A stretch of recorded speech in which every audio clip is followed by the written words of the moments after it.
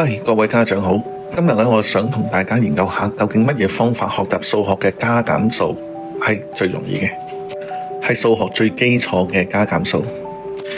首先呢個問題我就問咗 AI 世界上最流行嘅幼童學習數學方法， AI 就俾咗5個答案我，而我就揀咗當中名氣最大嘅蒙特梭利同埋新加坡數學同大家分享下。經過我細心睇呢兩個方法，主要都係針對學習數學嘅概念。新加坡數學係一套較完整嘅方法，其他方法我試過問 AI 點樣可以透過呢啲學習概念，可以不用工具嘅情況之下計得到小學時候嘅數學要求。我呢度講嘅小學數學要求係一般亞洲國家考試時候嘅需要，即係冇任何工具之下去完成試卷。AI 回答我係要做得好純熟。或者咁講，單單呢個方法只係針對了解數學嘅概念，如果好實際去應付亞洲小學嘅考試要求，係冇具體嘅訓練方法。其實簡單嘅20內加減，正係好多家長想學習嘅知識，但我哋可以睇得到，坊間其實係冇方法好高效咁樣幫小朋友去學習呢個需要，所以大部分嘅小朋友都係經過操練去學習呢一部分。當我睇到呢度嘅時候，我發覺系統性去學習數學仍然有好大空間去發展。以下係我嘅建議，配合我特定嘅課程，可以高效咁樣去學習到整全嘅數學基礎。如果小朋友啱啱學習數學，有3樣嘢，首先我覺得應該要先做到嘅。如果佢諗住已經要學習加減數，咁就最好先識得寫數目字0到9啦。第二，最好可以用實物去學習數目字，1數到10。然後每10個一組，呢個概念可以建立得到，之後再11、12咁樣數落去，我覺得最後數到30就足夠㗎喇。更大嘅數字就將來先至學習。第三就係稍為用實物去幫助佢了解加減嘅概念，例如1加2等於3，4減3等於1。當小朋友掌握咗呢個基礎之後，可以嘗試學習我呢套自創嘅10格雞蛋法。呢個方法我糅合咗珠心算嘅概念，再加上新加坡數學嘅強處綜合出嚟。如果配合我呢個方法，剛才小朋友學習數目字同埋加減數嘅時候，我覺得最好用一個雞蛋盒去學習。我係講緊嗰啲市面上10個一盒嘅雞蛋，一般上高都係5個，下底有5個嘅。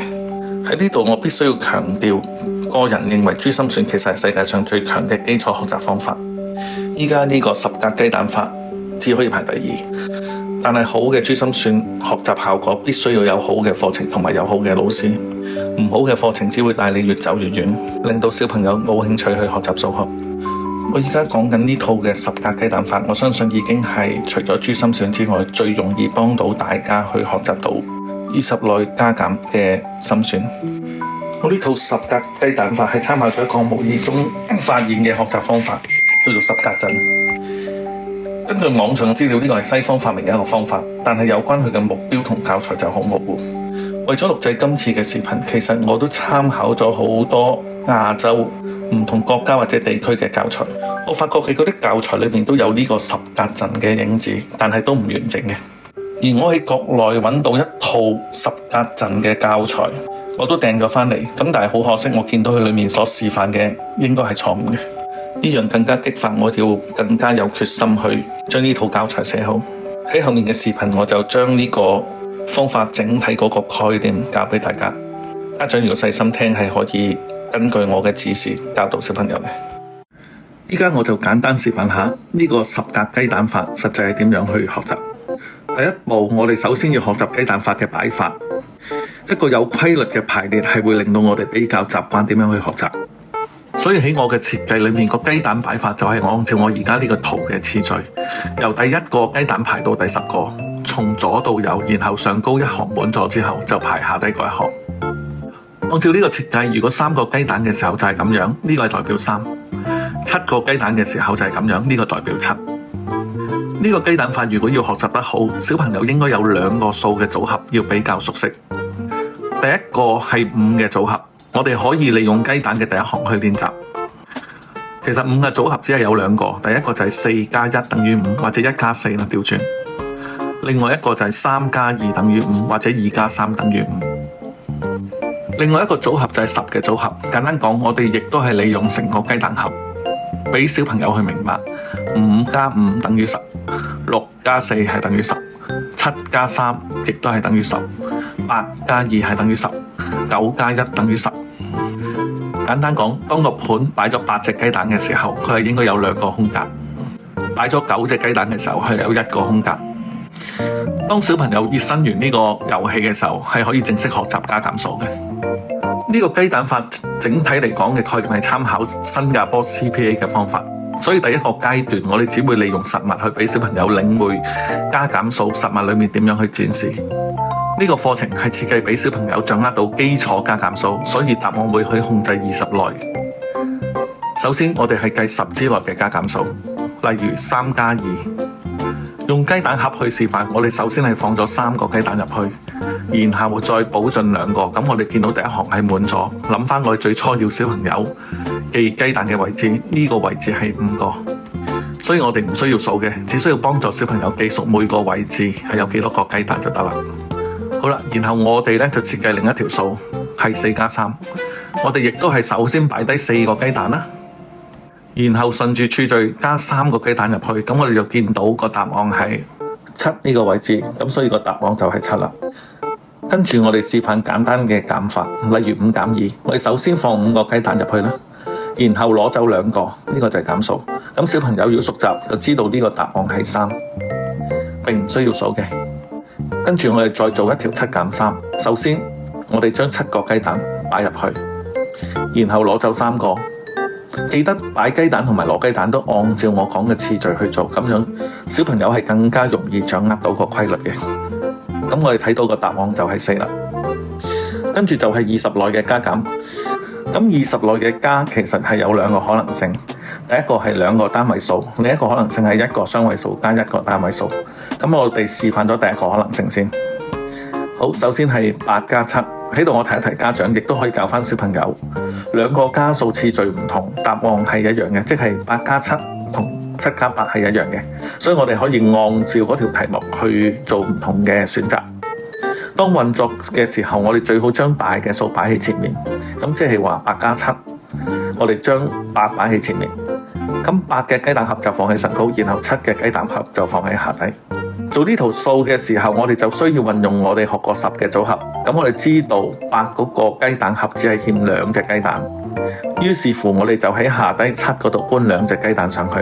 搬完之後，我哋記得上高個盒一定係滿咗嘅，咁我哋就記得上高一定係10啦。咁下低嘅雞蛋盒係仲有5個雞蛋喺度，咁呢個答案就係15啦。10加5係等於15。第二個可能性，例如12加4，咁呢個相對其實係簡單嘅，因為其實我哋係唔需要諗第一盒雞蛋，因為佢係滿咗嘅。咁我哋第二盒雞蛋有2個啦，跟住我哋依次再加4個落去，咁我哋就見到係走咗去6嗰個位置啦。咁呢個就係16啦，答案。跟住我就示範20內嘅減法，例如我哋示範一條16減9嘅數學。通常計減數嘅時候，我哋第一件事係睇下個位數夠唔夠減先。咁呢條因為6係細過9，所以係唔夠減嘅。我哋一定要運用大啲嗰個數去幫助。咁我哋10個雞蛋減9個，咁如果我哋好熟習10嘅組合，就知道我哋剩翻嘅就係1個啦。咁呢個雞蛋就要搬去另外一個盒度。咁原本另外一個盒係有6個嘅，咁而家加多1個就變咗7個啦。咁答案就係7。好啦，上高就係我參考 CPA 方法第一階段，具體點樣用實物去操作20內嘅加減。中間我已經加入咗一啲策略，令到呢個方法更加容易掌握。CPA 第二階段係利用影像嘅方法，幫助小朋友具體咁樣掌握到呢個運作。喺呢一部分，我覺得最好嘅練習就係用一啲圓點去代替嗰啲雞蛋。例如我哋做8加7嘅時候，我哋嘅練習上高就係顯示8粒圓點，另外一個圖就係顯示7粒圓點。咁小朋友就透過觀察呢個圖像去諗點樣運用之前嘅知識解決呢個問題。例如8加7，小朋友明顯睇得到第一個圖係欠2個圓點嘅，佢就需要喺7個圖裏面移走2個圓點去上高。當佢腦海中咁樣諗嘅時候，就知道上高個盤係將會滿咗10。而下低個盤移走咗2個之後，剩翻5個，咁佢就知道答案係15啦。整個第二階段，我哋係慢慢由影像俾小朋友去諗，得到實際嘅答案。所以呢度我哋亦建議練習係分兩部分，第一部分就好似上高咁，兩個圖都係用圓點去代表，而第二部分我哋可能亦會只係第一個圖俾圓點去，第二個圖係實際俾數字佢，等小朋友可以過渡點樣見到數字，又反映一個圖像喺佢個腦裏面去解決呢條問題。我哋又舉翻8+7呢條數做例子，咁即係我哋只係俾第一個圖8個圓點去，咁第二個數字我哋係+7，俾一個數字佢。咁小朋友就要練習+7嘅時候，佢要將7喺自己腦海裏面做到呢個圖畫，7嘅雞蛋係點樣嘅，然後搬走2個，剩翻5個，咁佢亦都會計得到呢條數就係15啦。當呢個階段成熟嘅時候，我哋就進入CPA 第3階段，就係實際嘅操作。咁即係簡單講，我哋俾條數佢嘅時候，就真係俾2個數字去，譬如8+7。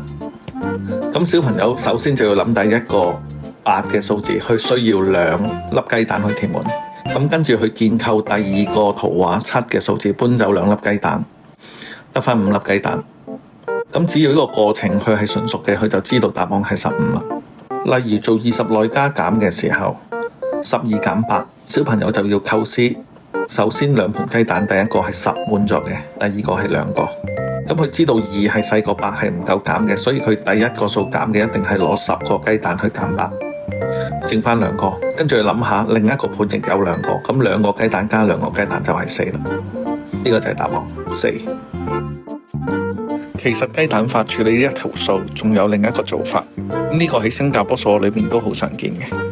首先12減8，佢會嘗試令到減個數細啲，就係首先將上高嗰個2減咗去，咁所以條數呢就會變咗係10減6。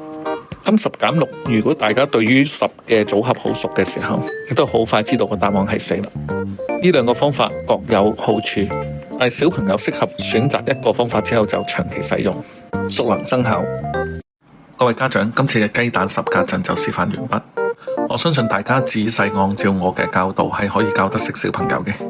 呢個係我相信大家可以掌握到最容易嘅方法，幫到小朋友學習20內加減嘅心算，比坊間我見過嘅所有方法都要好。但係如果大家更加想使用原作者嘅教材，可以喺呢條片尾嘅 QR Code 嗰度聯絡我哋。我哋係將會準備一套12堂嘅 video 課程，只要小朋友大約喺5歲呢個年紀，應該跟住學係可以學得到，輕鬆去面對佢嘅面試同埋小一嘅課程。喺度亦都預告好多小朋友對於背乘數表係覺得好有困難。我哋喺下一次嘅視頻裏面亦都會教大家點樣去更加輕鬆咁樣去背到呢個乘數表。呢個方法亦都係 DataShare 嘅原創，大家密切留意。好啦，最尾我都要強調一樣嘢，雖然我覺得我自創呢套雞蛋10格陣係好好嘅方法，但係佢嘅速度係遠遠唔夠珠心算嘅。所以喺我心目中，如果大家嘅小朋友真係有時有毅力，佢哋係可以學習珠心算嘅。而我哋嘅珠心算課程，我相信係所有珠心算課程裏面最容易掌握嘅一套。大家可以睇下我哋片中嘅小朋友，年紀好細已經掌握得好好。我只係講珠心算課程都係有高低嘅。如果大家有興趣，都可以用剛才嘅 QR Code 去聯絡我哋。好啦，祝各位家長、小朋友學習愉快，拜拜。